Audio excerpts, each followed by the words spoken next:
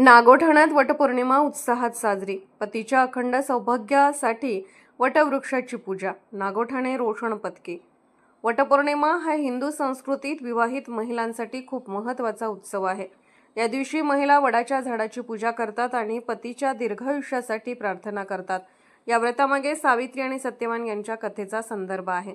वटपौर्णिमेच्या दिवशी महिला सकाळी लवकर उठून स्नान करतात आणि साज शृंगार करतात। त्यानंतर वडाच्या झाडाला किंवा घरात लावलेल्या वडाच्या फांद्यांना पूजेसाठी सजवतात। वडाच्या बुंद्याला सुताचे फेरे घालतात आणि देवांना नैवेद्य दाखवतात। काही ठिकाणी महिला सामूहिक पूजा करतात। वटपौर्णिमा हा केवळ एक धार्मिक उत्सव नाही, तर तो महिलांच्या प्रेमाचं आणि सौभाग्याचं प्रतीक आहे। या दिवशी महिला आपल्या पतीच्या प्राणाचे रक्षण करण्यासाठी आणि त्याच्यासोबत दीर्घायुष्य जगण्यासाठी प्रार्थना करतात।